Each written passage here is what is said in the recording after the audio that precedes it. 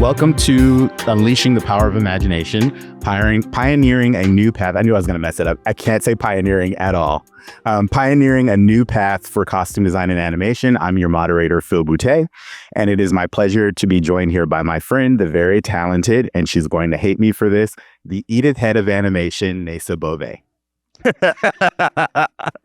Neysa studied fashion design at FITM and later took courses at CalArts, acclaimed animation program. After a costume design internship at Walt Disney World, Neysa began her career Disney consumer products as a graphic designer. She has since designed Barbie dolls for Mattel, and worked at Disney Feature Animation on such films as Moana, Wreck-It Ralph 2, Frozen 2, Raya and the Last Dragon, and Encanto. She is now currently the head of costume design at Skydance Animation, so please give a warm welcome to one of the hardest working women I know, Neysa Bové. Thank you, guys. I gave a little backstory now, but I want you to talk about your formative years. So tell me how your formative years led you into costume design. Yeah, I mean, it's funny. We all take a path, in our careers. Sometimes you know what you want to do. I didn't. I just wasn't sure. I knew I wanted to be an artist. And my sister is a very famous, visual development artist at Disney. So I was kind of in her shadow. And what's her name? Her name is Bové. Okay. And she's a wonderful mentor. But, I just wasn't sure, what I wanted to do. And I thought maybe fashion design. I love fashion. While I was doing that, I was also, like you mentioned, in CalArts, unofficially. I don't condone this whatsoever, but I was squatting basically at CalArts and took classes for free.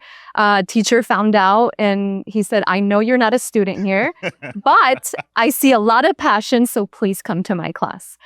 So I did life drawing, animation, and I did that for 2 years while going to FITM. And I don't know, I started falling in love with animation. I've always loved it, but there was something about understanding the mechanics of it. And while I was at FITM, I had to develop a collection, right? On paper. And I designed for your favorite story. It was anthropology. And I'm designing and I'm drawing. And something clicked when I'm drawing a woman. And I'm like, what is she about? What's her story? And why is she wearing this? And then I was so, focused on that when you shouldn't. You should have focused on the collection. And I'm like, okay, I need to rethink this, And so I'm like, maybe I could do costume design. That sounds like a good plan, So I actually found Disney Imagineering was at CalArts for a job fair. And my sister's like, put a portfolio together and come. And I said, okay. I put a portfolio together. I go and they're like, you'd be great at our costume design internship we have in Orlando. So I got accepted and I went there for 6 months. And that was a dream come true because I'm a huge Disney fan, And I spent 6 months doing technical flats, which you guys all know like an illustrator, in case their storage facility burnt down and they need access to what this costume looks like, they would look at the technical flats. Correct. So I did that for a while. We'd even go into the park at 4 a.m. I went to Spaceship Earth, which is that big ball in Epcot. Mm-hmm. And I went there. It was surreal. It was all foggy, no guests ever walking around. It was just us. And we had to put hard hats on and go in with a little sewing kit. So we'd change the costumes that the animatronics were wearing because they get, a bit of the motor oil from the animatronics on the costumes. They get soiled. Yep. So you have to change them out. So I changed out like Cleopatra's necklace and her gown. And then we went to the Greeks and then draped over, the tunics and whatnot. So it was wonderful. I got to do that. And then I asked, internship was over. Are there any jobs? And they said no. They didn't have anything. So I came back here. And I'm like, I don't know what to do now, and I saw an internship open for graphic design, which I'm not a graphic designer, but I'm like, I went to YouTube University and I'm like, how to put together a portfolio for graphic design. And I got accepted for the internship, and I did that for about a year. So it was consumer products and fashion. Okay. And I liked it, but I was like, the story aspect is not quite there, And then we had a recession. I got let go, which led me to get a job at Mattel. I had to leave Disney Consumer Products. And there I did consumer products. So it was clothing for Barbie for real people, with Barbie graphics on it. Okay. And then I'm like, I kind of want to do toy design, that's what I want to do. So I asked, and they had a position open. So I went over there and ended up staying for 4 years, or 4 years in that, and then 1 year in consumer products. And I designed Barbie dolls. And that was another fantastic dream job. I played with Barbies as a child, and I always made clothes for them. So to do it in real life and understanding the process of it, was really incredible. And then I got a phone call from Disney. They're looking for a costume designer, and they're like, we need somebody that understands caricature, that understands animation. And I think Barbie kind of did that for them, because you're caricaturing clothing. It's in a smaller scale. Correct. And so I put a portfolio together. I got accepted, and I was there for 6 years. And that was really great too. A lot of learning for me of an untouched world, where it's cinema and animation, because I'm used to working with my hands. So everything there is visually driven. You communicate with artists with your art, so you have to draw properly. And after that, do we want to, I feel like I'm talking a lot. No, you're good. Okay. I was going to say, well, one thing I will say, just for anybody that's kind of learning, or like even students and stuff like that, is something that I picked out of what you just said, which is a trait that I see in a lot of people that I admire and or people that have been successful, is being actionable, right? So not just sitting and waiting, but actually trying to figure something out. So Neysa was just like, you know what? I'm going to go take this class. Whether or not I'm in it or not, I'm going to take this class. And I think that that's great, because it reminds me, sometimes people will ask me stuff that I did when I was first starting out. I was a production designer, right? One of the things that I did was, how you see all the production signs around town that are like, go here or whatever. I would just follow them and show up on set and start talking to people. And people, I wouldn't do it now, but I did it then. And it actually worked. It got me work. So I think it's one of those things that being actionable is key, but also just not accepting no and just continuing to look forward. It's like, okay, this didn't work. Okay, no internship. Okay, what's next? What's next? What's next? And I think also, too, the other thing you can see in this path is you don't necessarily have to know exactly what you want to do right away. And I think that students put a lot of pressure on themselves to be like, I have to find my style, or I have to know exactly. No, you don't. You just need to throw yourself in a general direction of what you like, and then you'll start to figure it out, right? So I want to ask specifically, because you kind of touched on it a little bit, but what inspired you to pursue costume design in animation over falling into like live action or something like that? Yeah, what's funny is after my internship at Disney World, I wanted to come back to FIDM to do the TV and film program they have. But then I kept getting jobs after that. So I'm like, I'll come back to it. And then I haven't. And I'm like, oh no. I think what led me to that is my love for animation, me wanting to be in that world and not knowing how. Because again, I look up to my sister, and she's this amazing artist, and I'm just not there, but I have this knowledge of fashion design, and I have this knowledge of toy design. Bringing those two together, they saw that could be used in animation. And again, it's a very interesting thing. They've always done costume design in animation, but no one ever made it a thing. No one ever called, you're a costume designer. They would call me a visual development artist, because some people would fall in and do that. Some people wouldn't, and I'm jumping ahead. So sorry. That's okay. It's okay. But yeah, then I thought this should be a thing, Explain the difference. Let's go to that since you brought it up. Explain the difference between like a viz dev artist or a visual development artist and then a costume designer working in animation. So visual development artists can range from having an expertise in the character design world or environment world, or both. When you do visual development, you can focus on anything and everything from that world building that you do, whether it's character or environment. A costume designer would focus just on the costume, but also in animation, we do grooms, which is hair. We put that together as part of the same thing. So depending on who your production designer is, who the art director of characters is, and how much of you they want involved in that aspect, then you put it forth, So for example, on Moana, I worked on hair, like a little bit with Bill Schwab, and then also on Encanto, worked on hair as well. But again, because she had Isabella had a flower piece, which was part of the costume, So those props that go on hair or heads, I go hand in hand. So it's more, especially in costume design, it ends up being a lot more specialized and a lot more specific to costume as opposed to just being a general artist. Right. On the project. Exactly. Okay. Exactly. So then from there, did you have trouble, or was there any trouble transitioning from like kind of your fashion design background in animation, like in terms of kind of bridging those together? I mean, I would say yes. To be frank, you draw a certain way where you work, and especially at Mattel, we did, the 9 heads for Barbie. That's how we drew.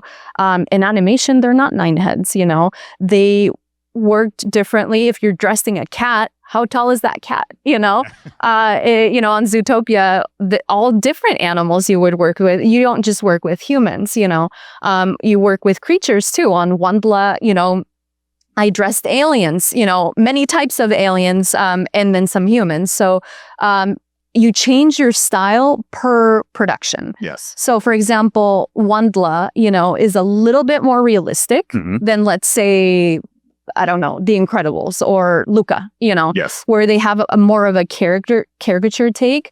And that's when you apply that taste or that particular look that will apply to your costume too. So if you're going more realistic, not only the textures, but maybe the proportions can get a little bit more realistic. On Moana, everything was caricatured. So if I threw some shells on her dress or whatnot, I'd make them nice and chunky and fat. That was like how we would describe, like chunk it up or, make it a little bit bigger, And frankly, the art director of characters really helped me with that, because he was drawing Maui and he'd say, Neysa, the design language on this film is everything's chunky, and it's that 80-20 rule, where 80% of anything, a seashell, a palm tree, a leaf, everything was 80-20. So for example, Moana's top is 20% of the design, and then 80% is the skirt. So it's about those proportions, and you just adapt to that in each production. One of the hardest things, because we can talk about it, like this is a good kind of talk point for animation versus live action, which is costume designer in animation is working on a multitude of things that we're used to doing in live action, and then some, which is not only does she have to design for the character, she also has to design for the stylization of the character. And then as an art piece, there's all these different rules, like the 80-20. And like if you get on another project, it might be 2/3, it might be a different balance, right? Specifically, I can't talk about it too much, but I will share one of my first assignments working with Neysa was I had to design, costumes for 30s, but for an alien. So it's like, not only am I trying to figure out like where the pants are and all the costume stuff, I'm like, how does this fit on his body, right? So it's a difficult thing. Can you talk about that a little bit, like that balance?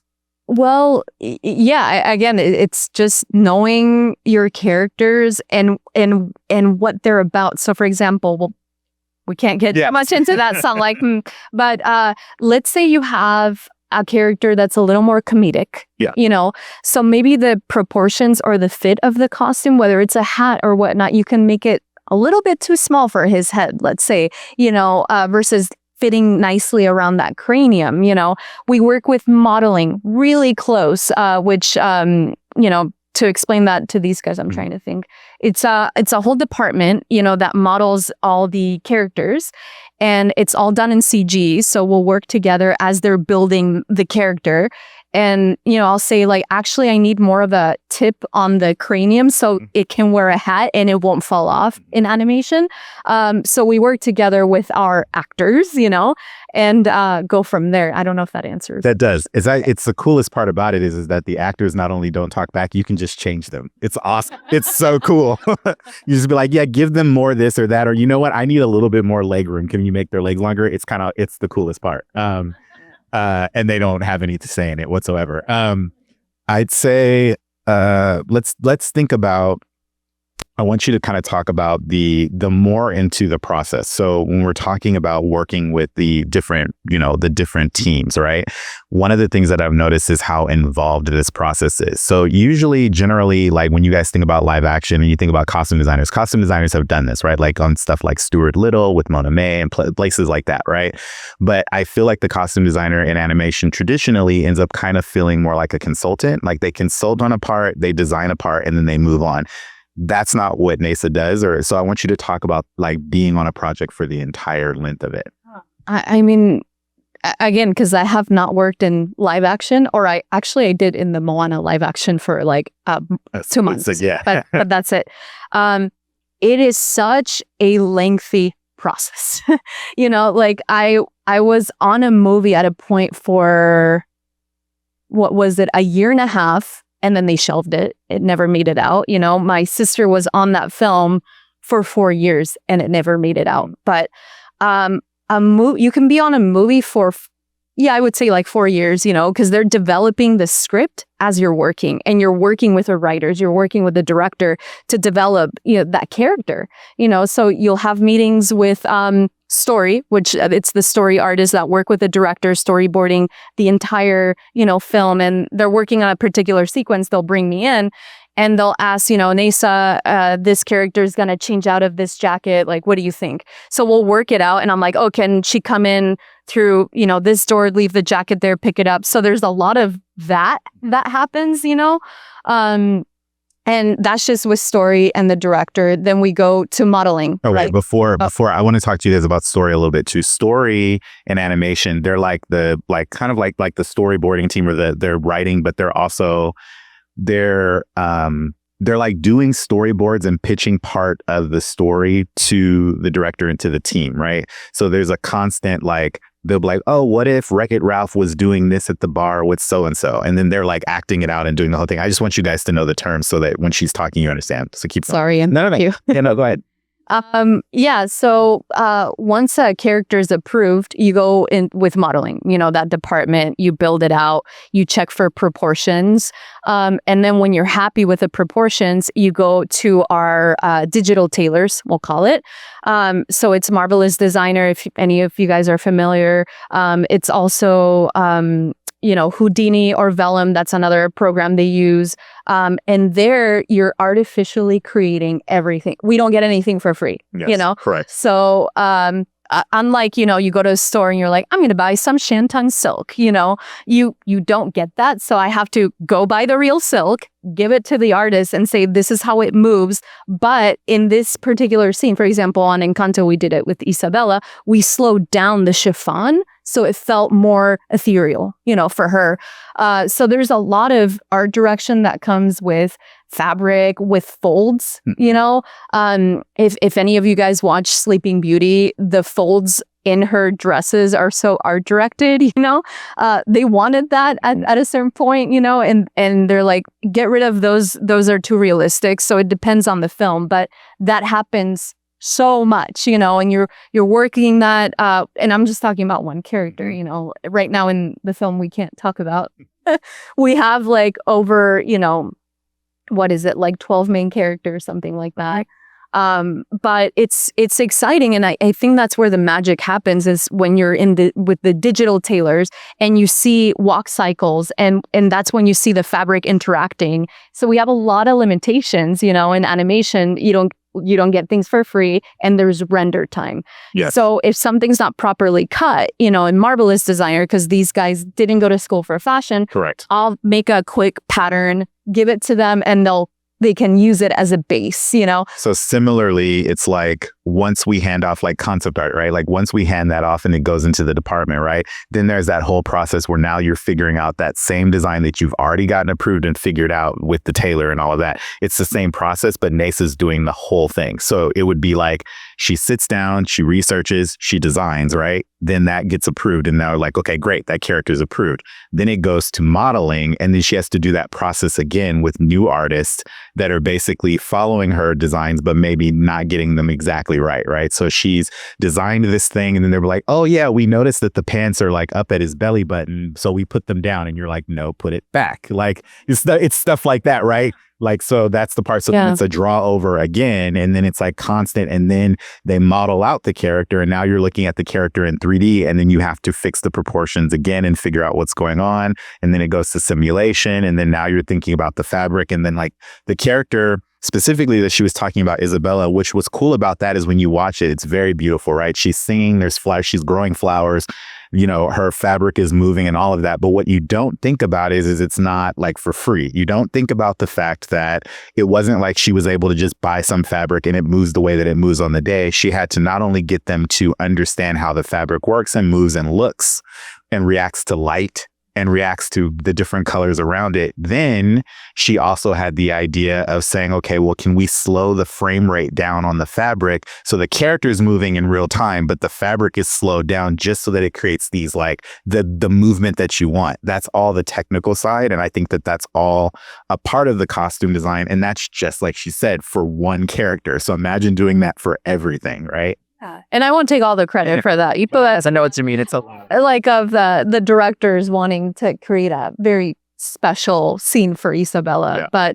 But yeah, it's a lot of like fabric science too, where what happens if it gets wet? We have this tracker we use, and I think you were telling me they do that in live action too, but we go through all the sequences, and then I put all the characters and say, okay, they're going to get wet here, so we need a wet variant. They get dirty here, blah, blah, blah. But we have that all planned out. So then, production can know how much is it going to cost. And then like, can we get rid of 2 wet variants, because again, it's a lot of tracking, and typically in animated movies, you don't see too many costume changes because it's expensive. But we're pushing for more. Can you explain that a little bit or talk about like what the kind of the broadening of that scope is? Yeah. So anytime there's a character moving and they're wearing a costume, like somebody, we call them, technical animation. They go in and they're kind of like the people you see in the red carpet that go to Lady Gaga. Like this to make sure it drapes well. They do that throughout all the sequences. And so if you have one costume, that one designer can start getting used to it and just doing that naturally. But if you have like, oh, now we have another costume, you have to refit it, recut it, choose all the fabrics. And it's just a very time consuming aspect of it.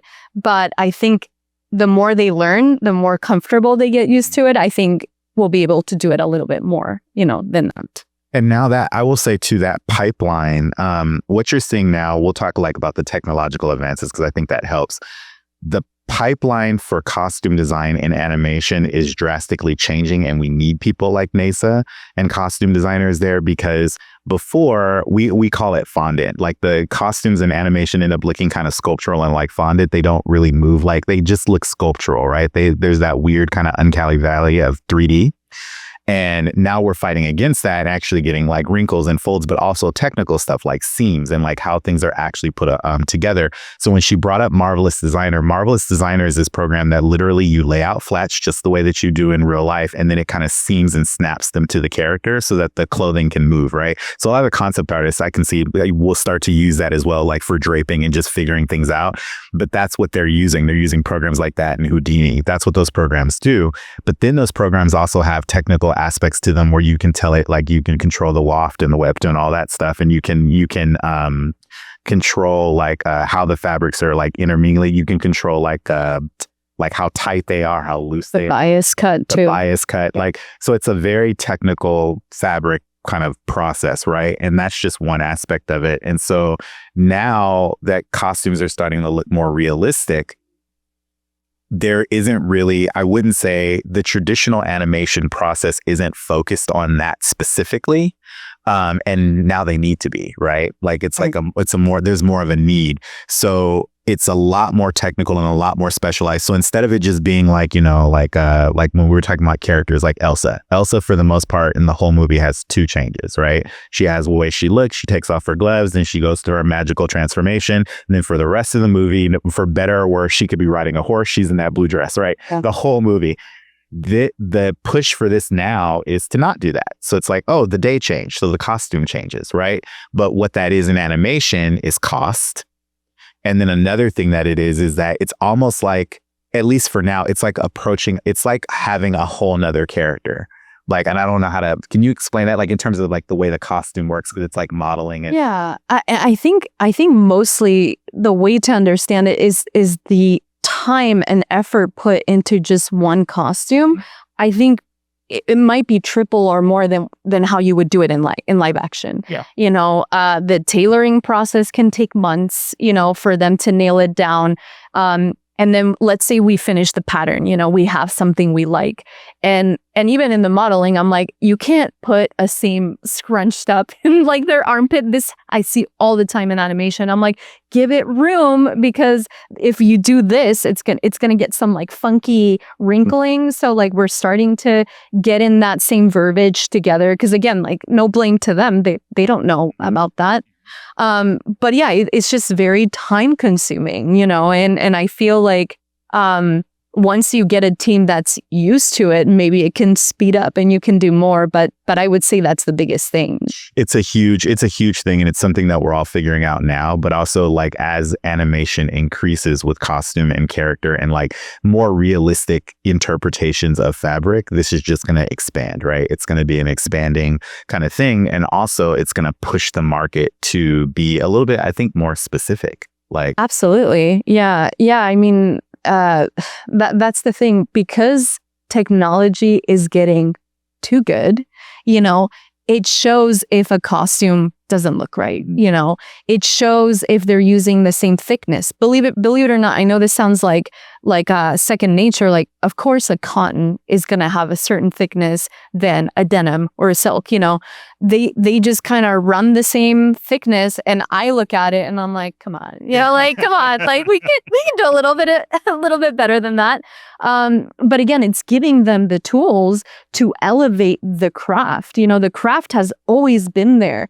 But now, having Phil come in and having someone focus on those things that are just as important in live action will just elevate the film. And you can feel it. Maybe you don't need it to like, when you see a film, you don't need someone to like, look at all the things. You'll feel it, and you'll get pulled into that story, whether it's Encanto or whatever. You're watching this, and maybe it's like, oh, that's an interesting cut of a skirt or whatever it may be, but really it's part of the whole story. Yes.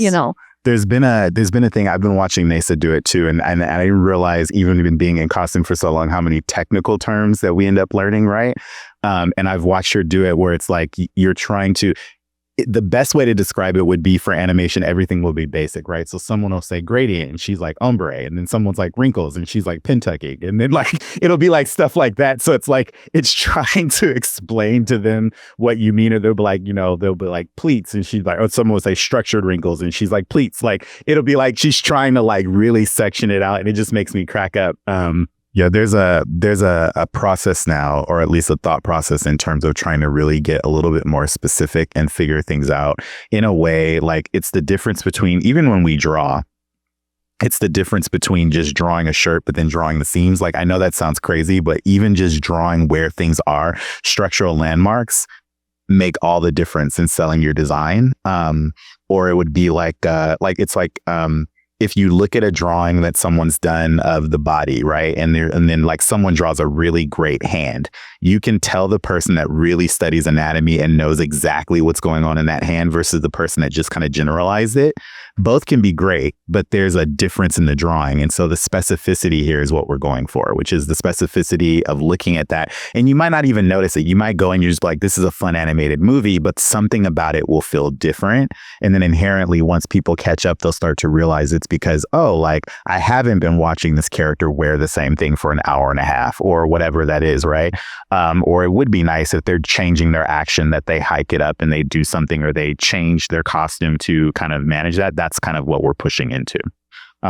Still in the Disney of it all, when you worked on films like Moana and Encanto, can you share any of the behind the scenes challenges that you faced just working on this and kind of learning how to put that process? Yeah, I mean, I say Isabella was the biggest challenge. You know, we had this character, and again, like the interaction of a character's body with fabric is the biggest challenge in animation, you know, because you have basically, you know, these two things that are touching each other that don't want to touch each other, you know, and you're telling the computer like, okay, it should drape like this here, you know, and Isabella is hanging upside down on a vine as she's doing, you know, not acrobatics, but, you know, doing her beautiful like aerial ballet, you know, as she's going down with this dress, you know. Right. They were freaked out by that, you know. They're like, how are we going to do that?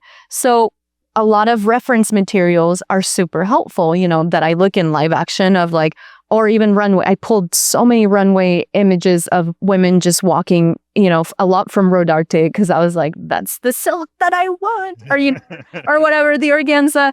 And so they saw how it behaved, and then we looked at, you know, videos of like people hanging upside down. How would that drape down? And they figured it out, you know. Yeah. But another one was the 3D, three-dimensional objects on that skirt, which were all the flowers that she had. Again, it's a lot of IPing, which is called interpenetrating, right? So what happens is you have a mesh, which is, let's say it's the skirt, and you put these flowers on it. The computer wants to just mush it all together. So you have to go in and art direct each fold, each flower, so they fall perfectly. And again, so that's why we can only get one outfit, let's say, with something, because you're spending all this time doing that, you know? There's technical aspects that you guys don't even see. Like when you think about that dress and you think about the sequence, it's not like it just got built and then when it's animated, it's done. It's the folding, the thing, or like even just having it, like sometimes the computer will want those things to go through the body. So like parts of the body will start going, like if you play video games, you'll see it. It's called clipping, where basically something just looks weird or something's not working. There's that aspect of it, getting those pieces to all work together and then doing it for every single scene. I was trying to think of if there was another technical one that we could give them, or just also the balance of the technology at the time, right? Like Neysa had shown me some design she did for Moana for like a cloak. And it was like feathered and it was traditional and all these things. But then the balance of trying to have the technicality to do the water in Moana and her hair was like too much, right? Yeah, you pick and choose your battles, you know, and at the end of the day, you ask the director, what's more important to you, you know, to tell this story? And obviously, it was the elements. So water was the focus. Maybe we'll lose this awesome cape, you know, which I was like, oh, you know, but it was cool. Yeah. But it's, you know, a lot of render time as well. So if you have this cape that had, you know, parrot red feathers all over it, and it's moving in the wind, it's render time, it's manpower in there. So again, pick and choose what you want, you know, director-wise, what he wants or she. Since we're talking about the cultural elements, how do you approach that? How do you approach the integrity of, like, if you're doing something that is cultural, how do you approach the aspects of designing around that and making sure that it's, you know, respectful and all of that stuff? Yeah, I mean, at Disney, they're pretty incredible, you know, with their how meticulous they are to go about, you know, like we're gonna work with, you know, this Asian culture, this oceanic culture, you know, and they would bring in a trust, So they would bring in as experts from those countries. And so for Moana, there was a dance expert, there was a linguistic expert. They also had a costume expert that would come in, and we'd talk to them, and we'd say like, after we did all our research, we'd ask questions like, would they wear something like this? For example, on Moana, in that time period, women wouldn't wear any kind of, bodice or bras. They'd go, with their breasts out. But obviously, we're not going to do that in a Disney movie. So we asked, how would something like this feel? Like, does that feel authentic? So that's when I started looking at macrame, and I'm like, what if we mix macrame with their natural tapa fibers, that they currently use, and mix those two together? How does that feel? So there was a lot of back and forth, a lot of respect, because we are lucky that we're able to tell the story of, a particular culture. So I think it's about just asking for permission and saying like, how does this feel to you, and then bringing it back to the story. How can we make it fit for our particular character, their arc, and whatnot. Now tell me, just because I want to get through that part too, what's your traditional design process? Like, how do you start? Do you start with sketches? Are you doing in the computer? Are you doing gouache? Like, how are you starting? If I'm early blue sky, I love traditional art. So there was a project that unfortunately didn't see the light of day, but I was working at Disney and I was just doing charcoal drawings, but it's just like, for me, that's why I love animation, because it's not, for me, it's about like the facial expression and like the clothing you put on it and the feeling, it's an art piece that you're creating. So I love to do that when there's time. If there's no time, then I'll just do some chicken scratch, sketches, and then bring it back to the computer. On the project we worked on together, I did a lot of gouache sketches, that were rough, and then I'd clean them up in the computer, if we went forward with something. But there was something fun about doing a timepiece, which is, 1939. And for me, I love Edith Head. And I love her gouache and watercolor sketches. So I'm like, I want to do that for this movie, For the next ones, I might have to do straight to the computer. So it all depends. But yeah, you start with those. And then I typically stick with Photoshop and napkins. Like when I say that, I grab a napkin, fold it into that happened on Moana a lot. On Raya, I would fold fabric on the spot, or napkins, to give it to the people that would make it. And they're like, oh, okay, now I can see how that works versus sketching it out, And then from knowing that you had this kind of story to kind of like, I want to shift a little bit. You did your love of Disney, you did all of these projects. What made you transition out of that? Well, I mean, for me, on Encanto was the first time that they recognized my title being like lead costume designer. Prior to that, all my titles had been this stuff, visual development artist. So when I was pushing for that, there was some resistance, that we've never done this, and then I got a phone call from John Lasseter. And he said, Neysa, John and I worked together on Moana and a few other projects at Disney, and then he left. I'm here at Skydance, and I want to have a costume department. I want you to lead it. And I said, that sounds good, So I as much love as I had for Disney, it was tough, but I felt it in my heart that I needed to leave, when I adore this place, I love this place, but in order to create a world for other costume designers, for other people, like anyone in this room, in our guild, I left to go there. He made it happen that I could be part of a guild, this amazing guild, and it's surreal to be here and talking to you guys, but yeah, I wanted to be part of this guild since 2015, and it took me until 2 years ago to join because of Skydance and John, because he's like, of course we should do that. We should elevate what we do in animation. And to me, I want this to feel like a contagious movement to other studios so they recognize it, because people are doing the work. They're doing it, but they're not being recognized, So there's that word again, actionable, which this has been a 3-year process now? for being at Skydance, like building this department now.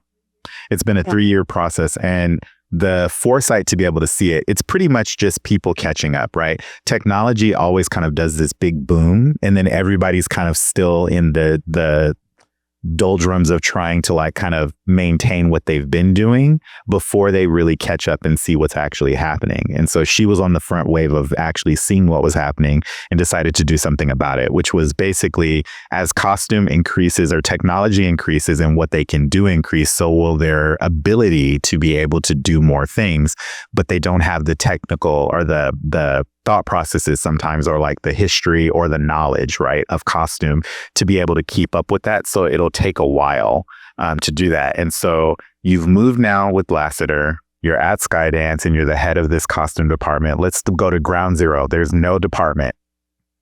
What did you do? How did you start? I don't even know. Yeah. Like I got in there and it was just wackadoodle. You know, I came in, they're like, oh, we have this TV series due tomorrow, you know, pretty much. And I'm like, oh, okay, you know, and there I got some character designers to help me out, thank goodness. But I had to do everything myself, you know, packeting, which now I have assistants helping me. And when I say packeting, when you design a costume, it's the art piece that shows you like, this is the fabric we're using. These are the buttons we're using. This kind of zipper. When you turn it around, these are the seams we're following. All the details on there. That was hard. I did that for a year, for 3 seasons. So we squeezed that all into a year, which is insane. And then later I said, I need help, please, you know? So they got me 2 costume assistants, which you've met, and they're lovely. And then I don't know how long it took me to get you in there, Phil. But I finally got you in, and I'm like, thank you, you know? It was, so now he's overseeing an entire movie on his own, and I'm just excited. Terrified.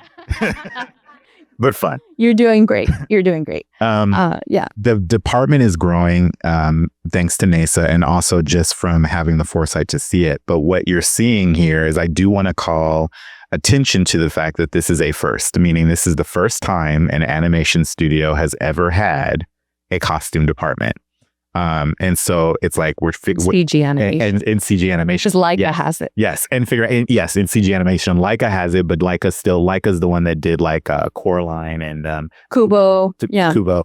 And that's still to a degree what I consider physical costume, right? Because they're building the costumes for the stop motion. Yeah, stop motion puppets. So this is the first time for CG animation that there's a costume department. And so we really are just kind of like at ground zero figuring it out, which is kind of like an interesting balance. And having all the talks, I'd say ad nauseum, even more so sometimes than live action, all the talks that we're used to doing and all the things we're used to fighting in costume, it's kind of similar.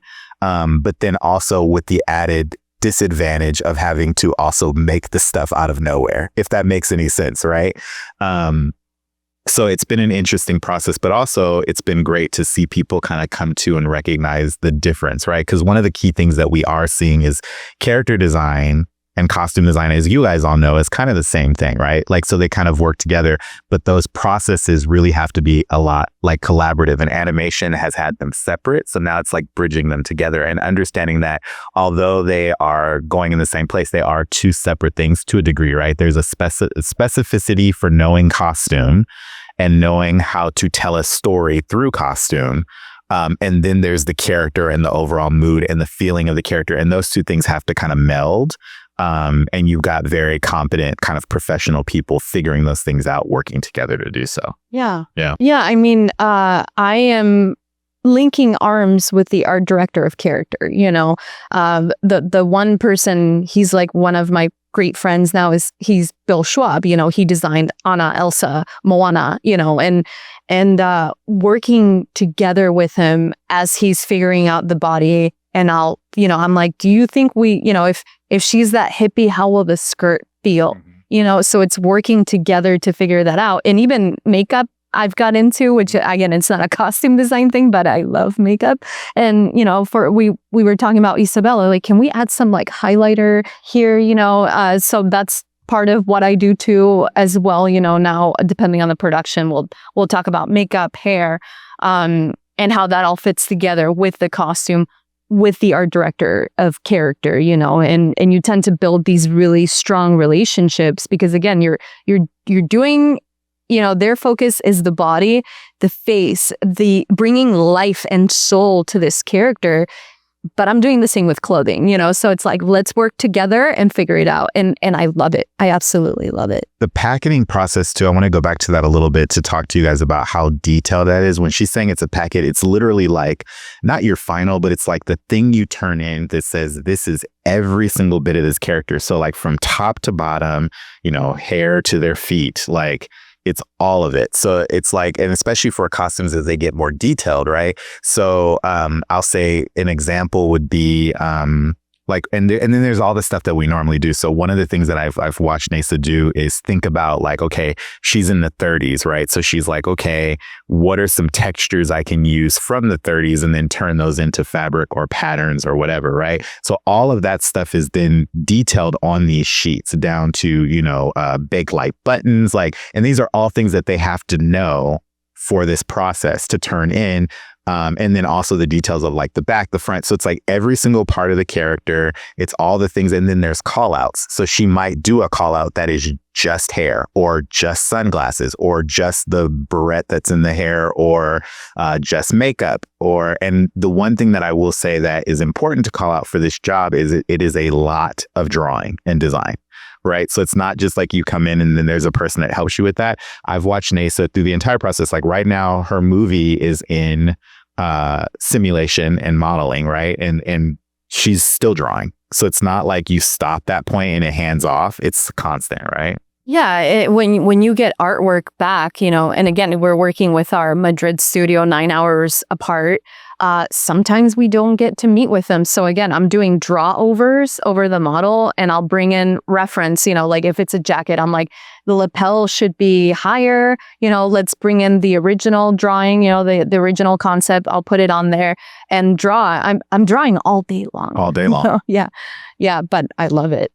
So it's a lot of verbal communication and visual communication. So that's the one thing, like if you were thinking about wanting to kind of get into this job, it definitely is both. It's a lot of visual communication and the other thing that it took me a while to get used to too is almost everyone there also draws. So that was really awesome, right? To communicate to someone and they'd be like, oh, like this. And then they start drawing. You're like, you can draw. And it's like, everyone can. Like, it's awesome. But that's the way that they communicate. It's visually, Right. Iteration. So animation requires a lot of iteration. How do you handle like the feedback for your revisions? And then how do you keep yourself buoyant through such a long process?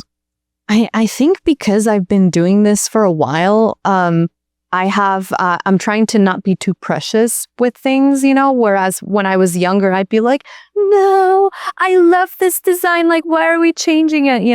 But now I'm like, yeah, like, let's keep moving, like TikTok, I'm happy to move it on whatever it takes.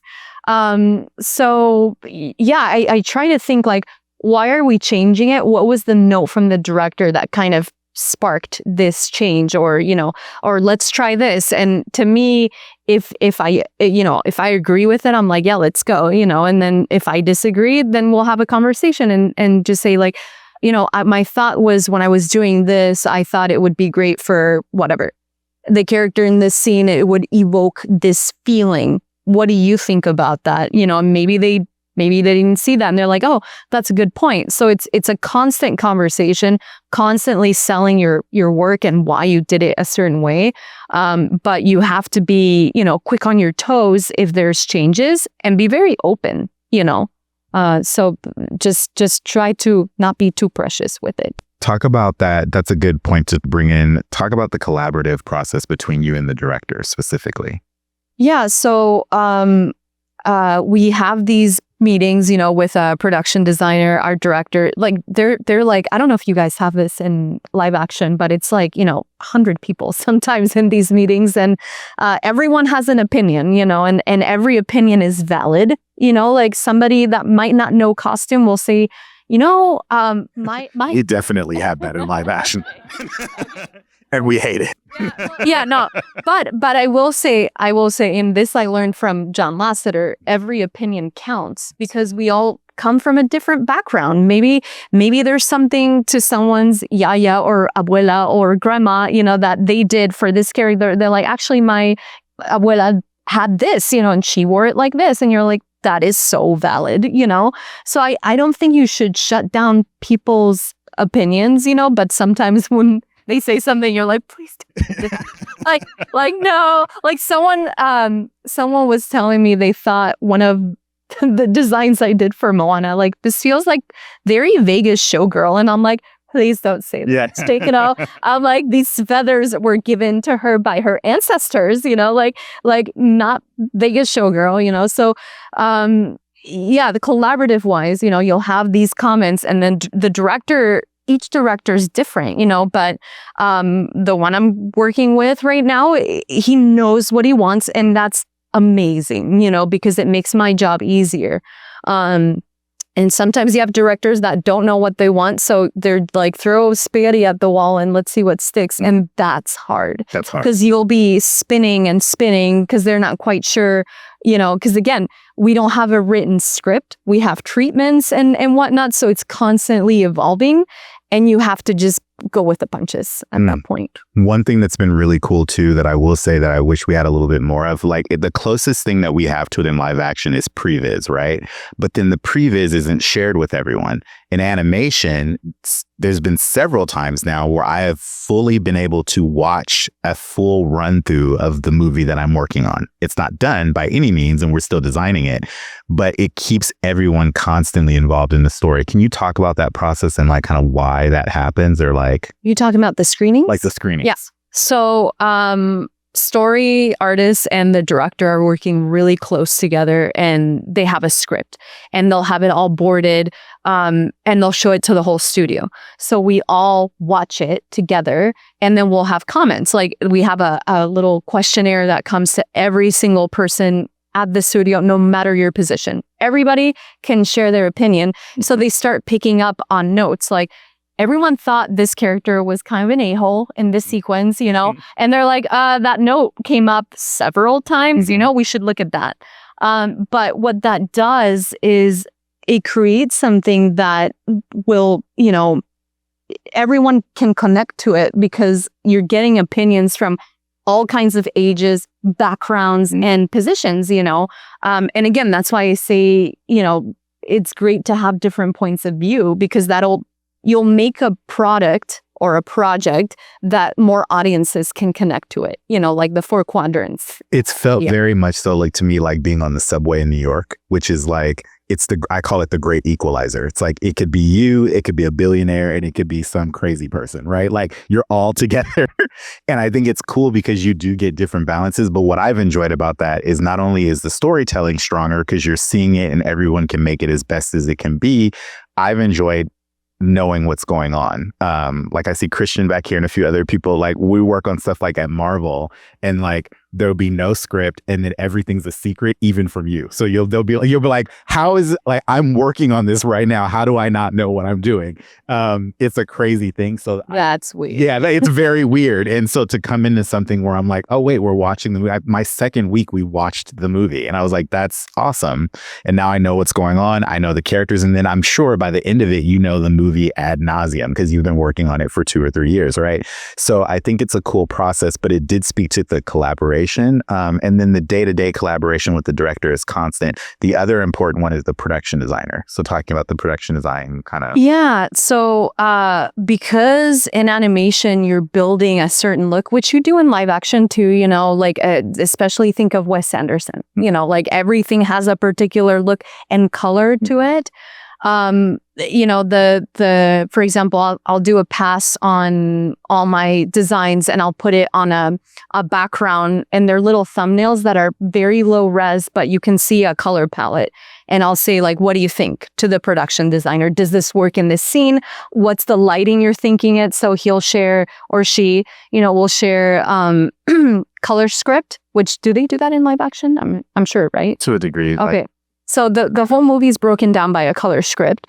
And that's where you see in art of books, like the little thumbnails that don't look very high res with all the characters. And you see, okay, this is the color we're going to see throughout it. If we have blue lighting in a blue set, and you want something strong, you want a punch with your main character, let's put her in red, It'd be like our screen test, but earlier, like way earlier. Like it's like from the beginning. So it's just like a plan, a blueprint for that. But we have meetings every day on constantly. And also, if they're going for a particular look, let's say, the caricature level, right?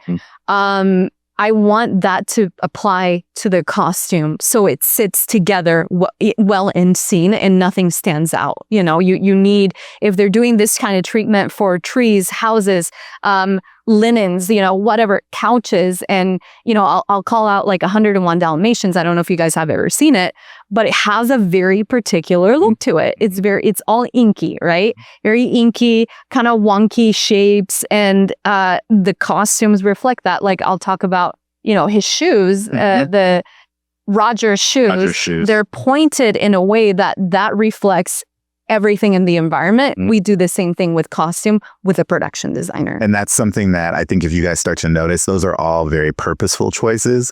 And so imagine doing your costume, but then also having to think about those choices as well. Like this shape affects this language, or the way that this dress sits also affects how it's going to look in the background with the architecture. And then the cool part about that is that those two things can be seamlessly melded together. So you can design around knowing like everything here is going to be linear. And so I'm going to also do linear costume, and then the line weight of things, or the way that things are, like there's so many different things you can control, and you're constantly thinking about those things. One of the things I've noticed is I'm very much so, I've drawn, as I've gotten further in my career, I've drawn more and more realistic, right?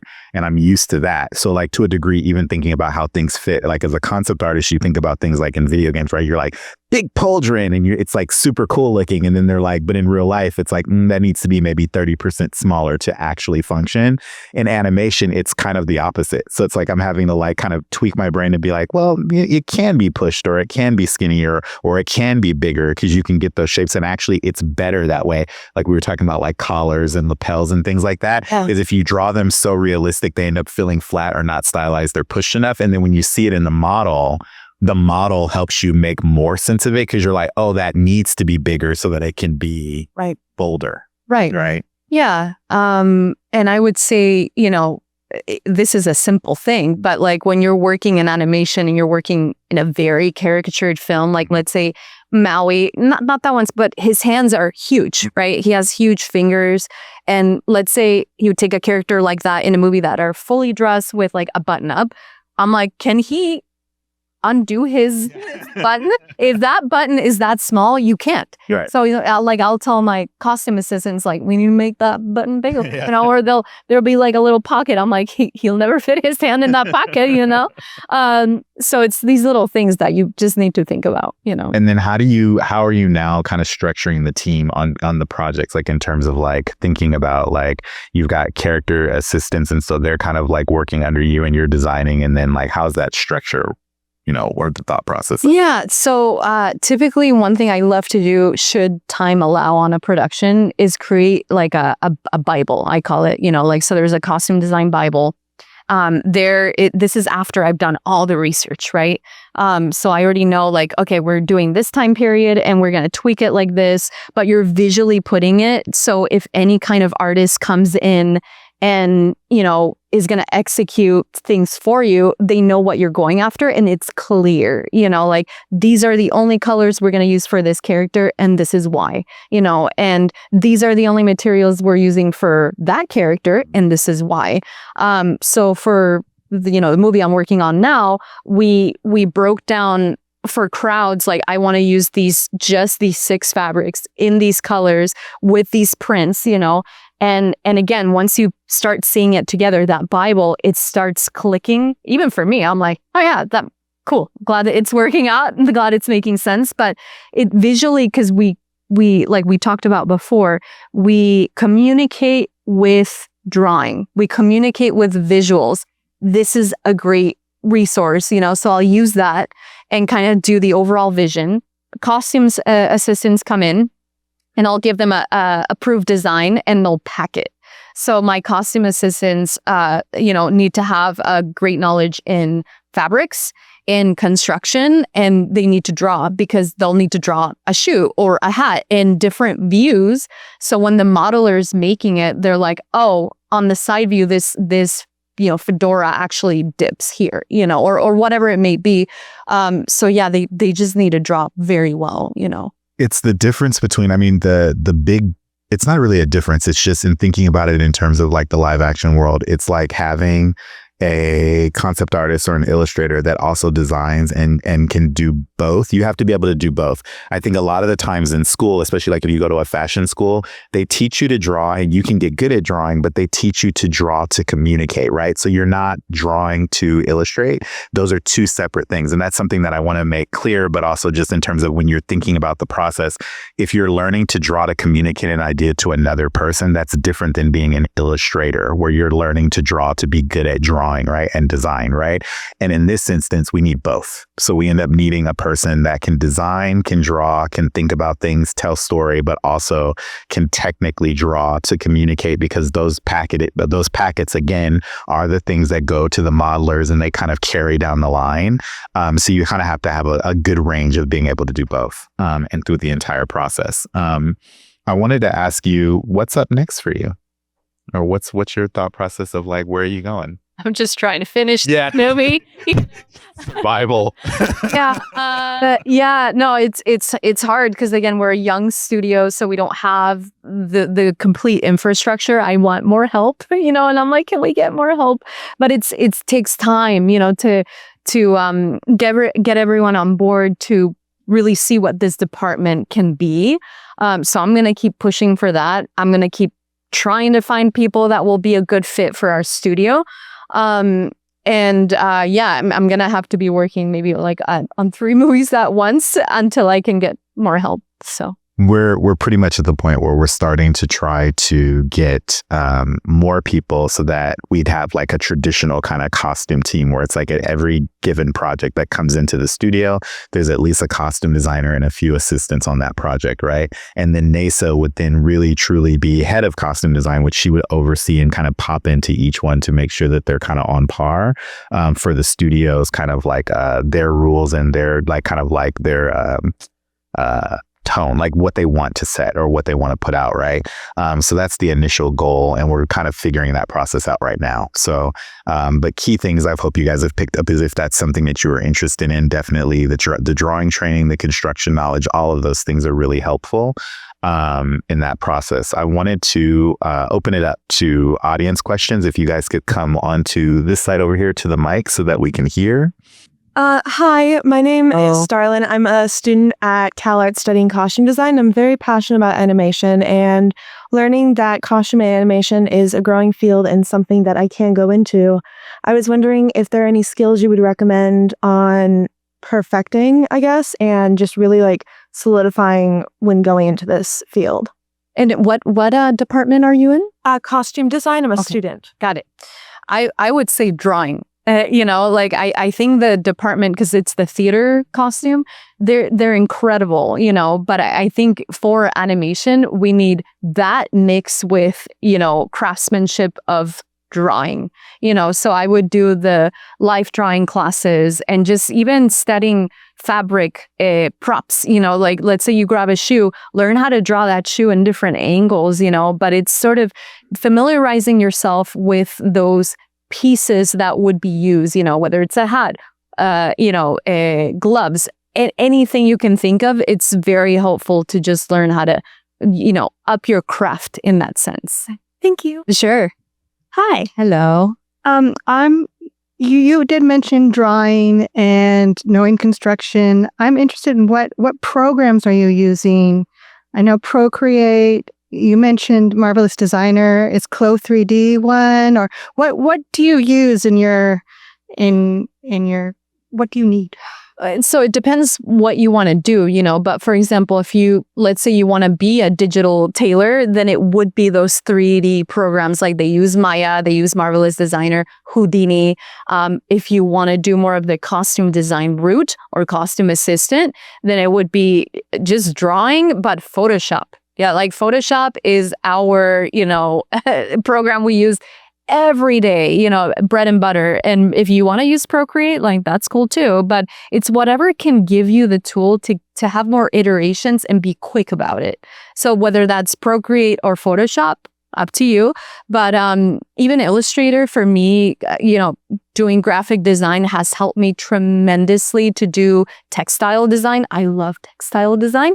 And on both Encanto and Moana and my other projects, I used Illustrator, so if I find a designer, that has that skill set as well, I'm like, come with me, please, So yeah. Thanks. Sure. Hi. I am also a student. I'm at UCLA. It's my first year there, costume design. I wanted to ask you a question. I have two actually. The first one was, so you started in fashion, like you studied fashion.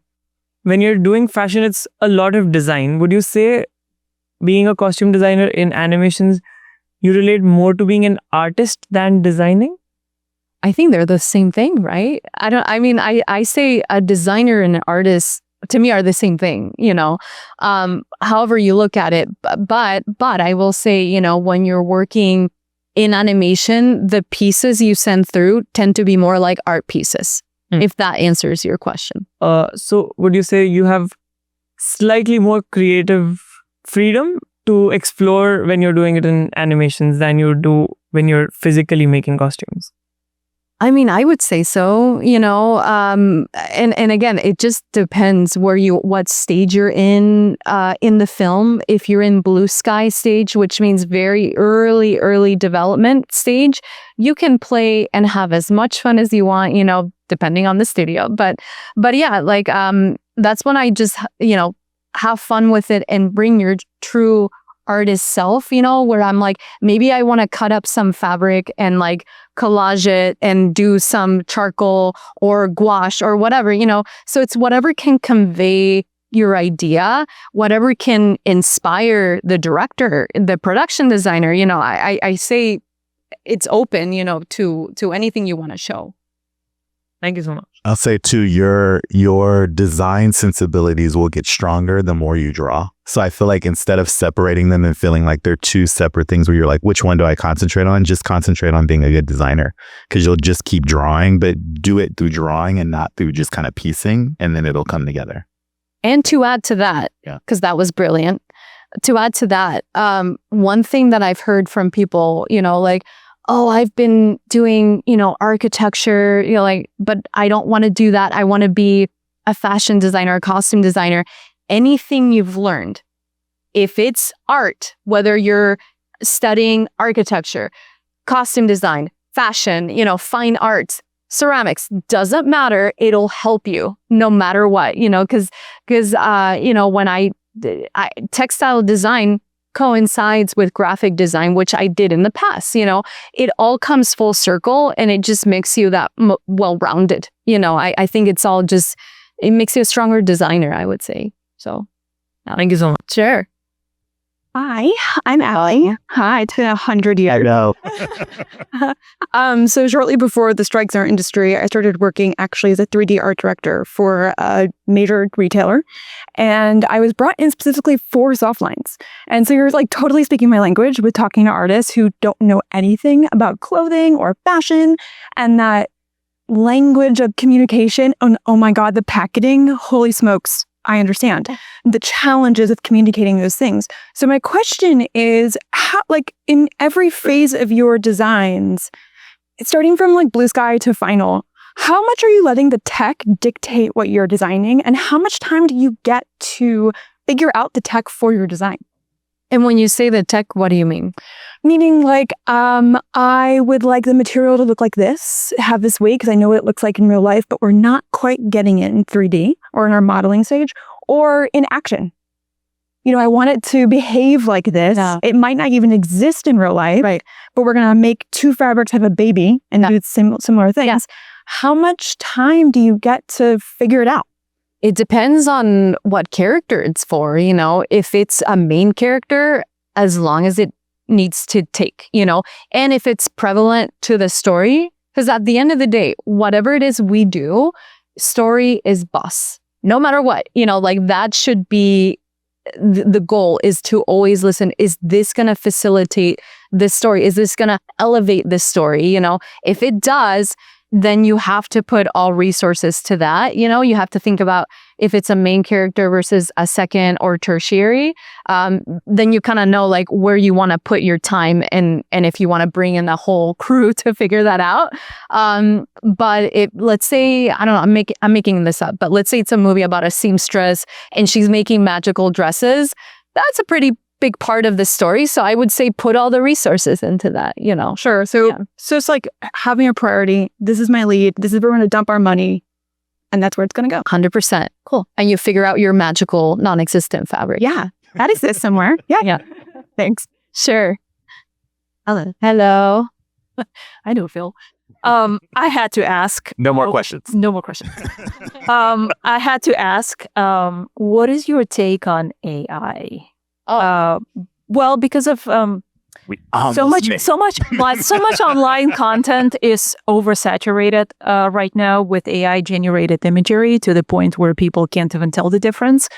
Like, is this something that you could be looking at as a reference, or is it an absolute no? Like, I just wanted to hear your take on it. So as far as artwork and developing artwork, I would say no.